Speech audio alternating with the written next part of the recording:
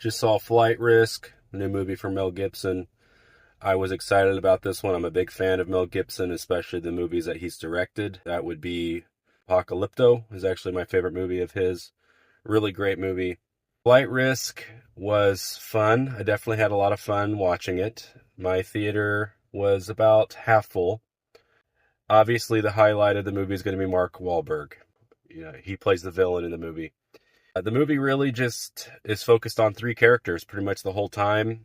I will say that the first 10 minutes or so, to me, really struggled to form some kind of a cohesive connection between the characters. So the beginning is focused mostly on Topher Grace's character. He plays this accountant who worked for the criminal underworld. The lead female character, she plays a U.S. Marshal who's there to get him to transport him from Alaska back to Miami, I believe, so that he can testify against his former crime boss employer. And then you've got Mark Wahlberg, who plays the pilot of their plane, who turns out to be the main villain of the movie.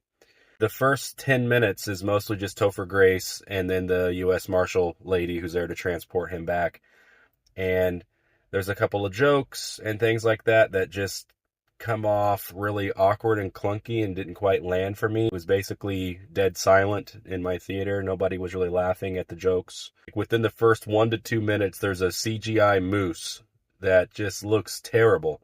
Immediately was kind of off-putting to me. I was like, oh, wow, I'm in for this really low-budget B-movie kind of crap fest, which can be fun in the right context, but it was kind of disappointing. I was like, wow, how the mighty have fallen. This is Mel Gibson that we're talking about, and now he's drifting into this B-movie territory. It reminded me of season 4 of True Detective, if you have watched that, Night Country. The first episode, very early on, there's these really bad, fake CGI-looking animals that really takes you out of it. Puts you on this course, you're like, wow, this is not going to be kind of a bad first impression sort of a thing.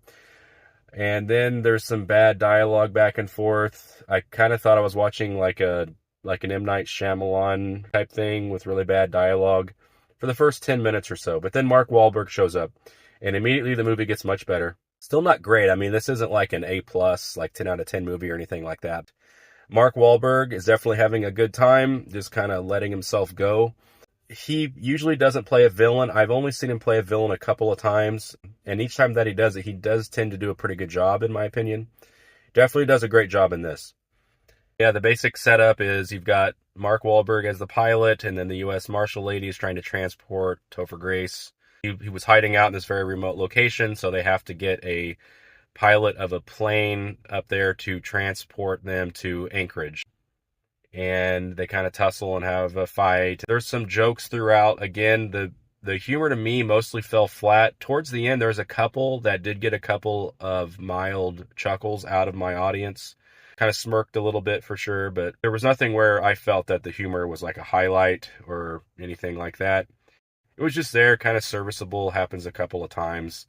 The movie's mostly played straight. It does feel like a B movie that's slightly elevated with some pretty decent acting performances.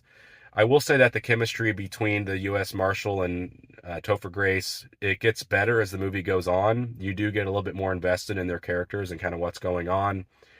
And then there's pretty obvious character arcs. You know, the U.S. Marshal lady is pretty uptight, and she's seeking redemption because one of her former missions resulted in a failure, and so she was on some kind of disciplinary action.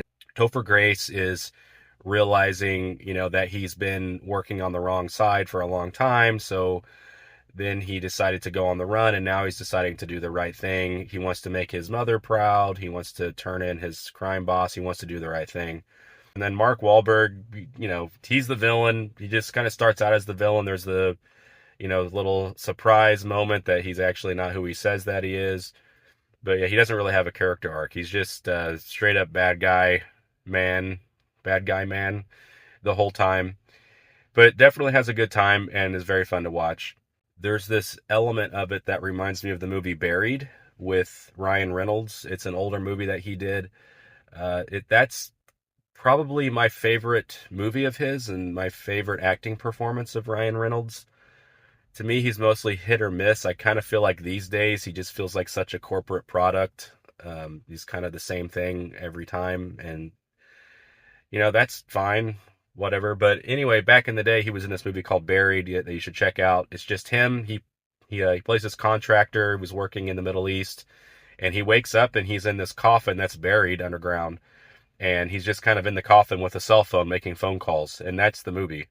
But really good, really fun movie actually, and in that movie, he's like making these phone calls and having revelations about kind of like what's happening on the outside and what led to him being in his current predicament. And it reveals some twists and some turns and some sort of corporate corruption and things like that.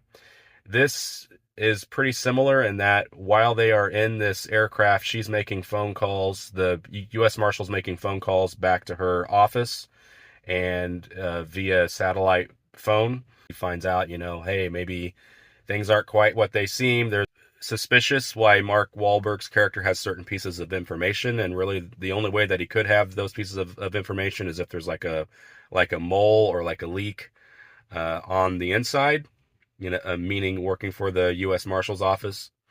And so there's some fun with that, some fun corruption type stuff where you have to kind of, discover that. So you've got that aspect going on. There's the aspect of they get into this skirmish with Mark Wahlberg. He's now restrained in the back, but neither Topher Grace or the U.S. Marshal knows how to fly a plane. So they have to try to figure out how to fly a plane, and they're calling for help. They do finally get somebody on the phone who can kind of walk them through what to do, some basics of how to fly a plane. And the whole time you're worried that Mark Wahlberg is going to break free at any moment and then come to the front of the plane and try to sabotage everything. And the whole movie is like constantly, taunting them and talking about all these like dark, sadistic things that he wants to do. Pretty nasty character. Overall, yeah, it was fun. I definitely enjoyed myself. Is it Mel Gibson's best movie? No, it's definitely not at the level of like Apocalypto or Passion of the Christ or Braveheart or anything like that, but you want to see Mel Gibson's kind of wild craziness going into B-movie territory with decent budget actually and pretty decent acting, kind of a fun story, somewhat fun concept, then yeah, check it out. I personally had fun watching it. I would recommend it if you want something that's kind of light, kind of fun.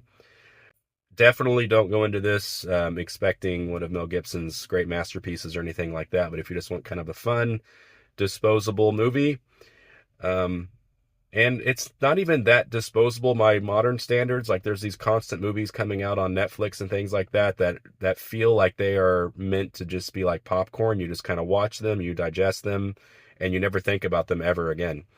This isn't quite to that level, in my opinion. It does feel like it's got a little more to it that is fun and that you might actually think about a little bit more after the movie, or that you may actually want to like watch again at some point later in your life, unlike a lot of the modern corporate product type movies.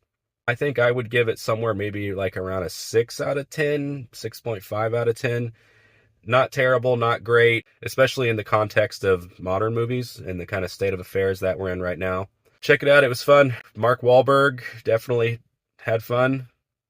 And it's definitely good to see Mel Gibson still doing some work. And I'm going to be excited about some future projects that he was recently talking about. So, yeah, that's it. Flight Risk.